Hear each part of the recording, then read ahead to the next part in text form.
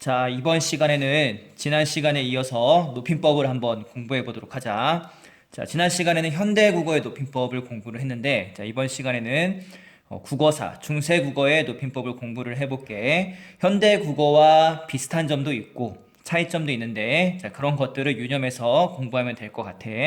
현대국어와 한 문제 안에서 같이 물을 수도 있고, 또 따로 이 중세국어의 높임법만 가지고도 문제를 만들 수 있을 것 같아. 또는 이제 제시문을 주고 현대국어 한 문제, 중세국어 한 문제 뭐 이런 식으로 낼 수도 있고 문제는 뭐 다양하게 낼 수 있으니까 중요한 거는 지금 현재 이 중세국어의 높임법 부분을 시험 문제로 내고 있다. 그래서 출제 영역이 되고 있으니까 우리가 공부를 해야 되고 또 대비를 해야 될 것 같습니다. 어느 정도의 지식이 좀 필요하고 공부를 하나도 하지 않게 되면 좀 많이 낯설고 좀 어려울 수 있으니까 간단하게 좀 장기 기억으로 가져가야 할 것들을 선생님이랑 한번 다뤄보도록 합시다. 자, 현대국어와 마찬가지로 주체 높임법, 객체 높임법, 상대 높임법 세 가지로 우리가 나눌 수가 있는데 역시 그 현대국어처럼 이 상대 높임법도 같이 다루고 있기 때문에 상대방 이제 높이는 것뿐만이 아니라 그 이제 상대 높임법에서 상대방을 이제 낮추는 표현까지 포함해서 이 중세 국어에서 다루고 있다. 자, 이렇게 이해를 하면 될 것 같아. 자, 먼저 주체 높임법을 보도록 할게. 자, 역시 현대국어와 마찬가지로 주어가 지시하는 대상인 주체를 높이는 것인데 존귀한 인물일 때 쓰인다 그랬어. 중세국어 자료가 한정적이고 그 이제 내용들이 많이 남아있지 않기 때문에 그 일상생활에 담긴 그런 내용보다는 왕이나 또는 그 부처 같은 이제 존귀한 인물 그 평범하지 않은 그런 인물에 관한 내용들이 많고 그런 자료를 가지고 높임법 문제를 많이 내고 있어. 자, 그래서 존귀한 인물일 때 쓰인다는 것은 그렇게 이해를 좀 하면 될 것 같고, 자, 현대국어와 마찬가지로 공통적으로 주체 높임 선어말 어미 시를 가지고 보통 실현이 되고 다른 형태인 샤가 있어. 자, 이 샤를 조금 조심할 필요가 있는데 시는 뭐 현대국어 똑같으니까 여러분이 어렵지 않게 좀 할 수 있는데 샤는 이제 다른 형태라고 보면 되는데 보통은 시는 자음 어미 앞에서 자음으로 시작하는 어미 앞에서 시가 사용되고 모음으로 시작하는 어미 앞에서는 샤가 사용된다. 자, 이렇게 좀 구별을 간단히 하면 될 것 같아요. 자, 좀 어려울 수 있으니까 예문을 가지고 한번 해볼게. 형태를 인지할 수 있으면 되는 것 같아요. 선생님 생각에. 너무 복잡하게 생각하지 말고 자료 속에서 그 주어가 가리키는 대상인 주체가 높일 만한 존귀한 인물인지 파악을 하고 그리고 시나 샤가 사용됐는지 우리가 파악을 하면 되겠지. 서술부에서. 자, 그래서 시를 보면은 자, 이성계는 이제 앞쪽에 내용이 있고 모딘 도자갈 물리신이다. 자, 이성계가 포악한 도적을 물리치셨습니다. 자, 이렇게 되어 있어. 자, 이성계는 이제 높일 만한 존귀한 인물이고 자, 여기 시가 들어있는 형태를 확인할 수가 있겠어. 활용형에서. 자, 그 다음에 샤는 여기 보면은 뭐 서리의 가샤, 자, 이런 형태로 사용이 되는데 여러분들이 샤라는 형태는 그 문헌 속에서 대다수 샤 뒤에 형태가 없어.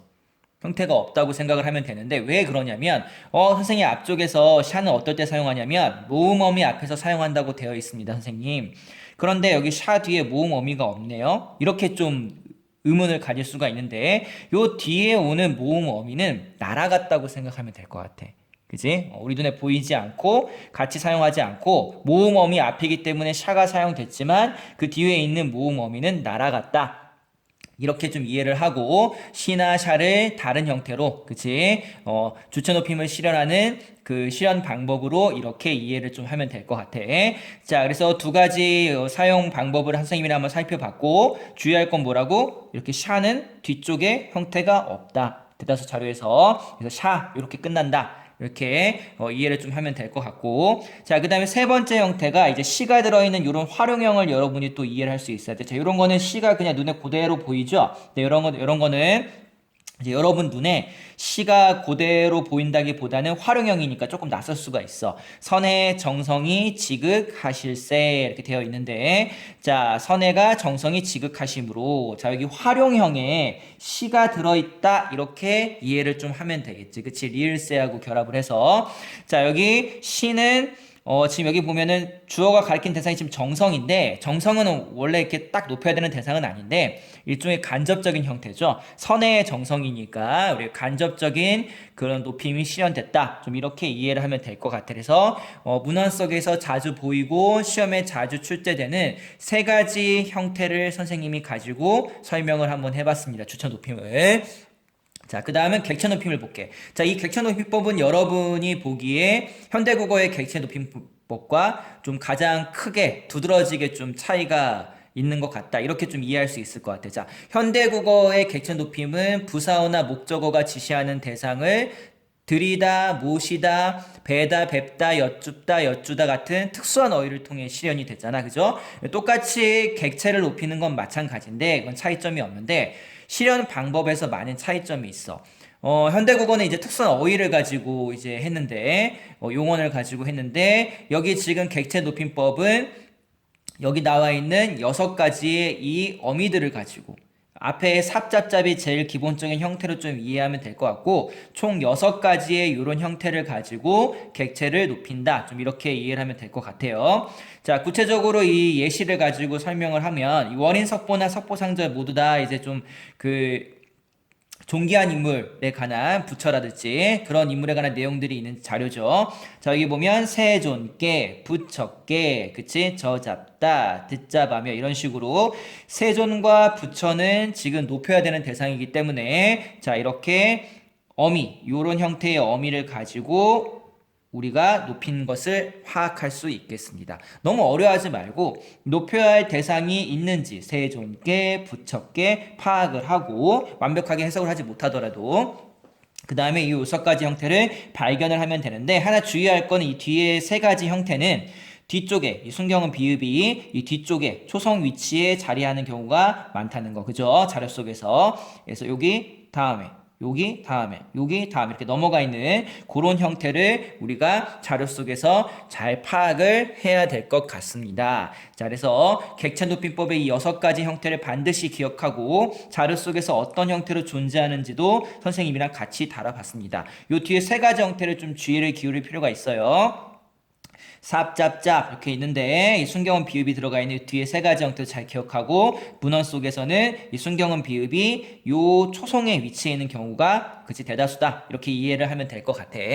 자, 그럼 마지막으로 이제 상대 높임법을 볼게. 중세국어의 상대 높임법도 높이는 표현뿐만이 아니라 낮추는 표현도 있어요. 그래서 선생님이 여기다가는 문제에 자주 출제되는 하쇼쇼체 아주 높이는 그런 체만 선생님이 다뤄놨는데 같은 이제 높임 표현이지만 예사 높임인 하야셔체, 그 다음에 이제 좀 낮춘 표현인 하라체, 그 다음에 반말체, 반말투, 이런 것까지 있는데, 보통은 시험 문제 이 하쇼쇼체 가지고 시험 문제를 내는 경우가 많다. 그러니까 낮추는 표현, 하라체랄지 반말이랄지 이런 것들은 시험 문제로 그닥 많이 다루지는 않고 높임 표현을 가지고 시험 문제를 내는데 높임 표현 가운데서도 하야셔체보다는 하쇼셔체를 가지고 시험 문제를 주로 낸다. 좀 어려울 수 있죠. 근데 너무 어려워하지 말고 자주 나오는 것들을 기억하고 또 인지하면 될 것 같습니다. 자, 그래서 보면은 자, 이 하쇼쇼체의 이제 어미들을 보면 되는데, 이 어미들을 이제 보면은 이제 평서형의 표현을 보면은 이다가 있어요. 이다.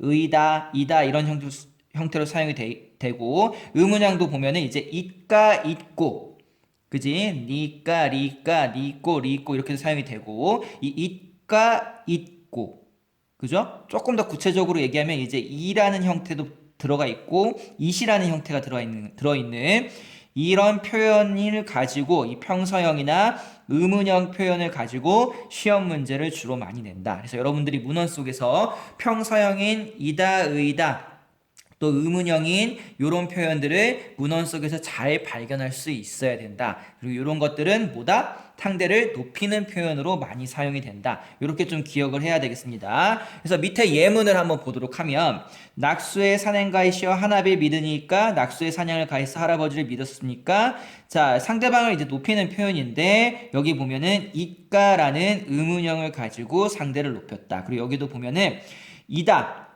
이런 평서형을 가지고 또 상대방을 높이는 표현이다.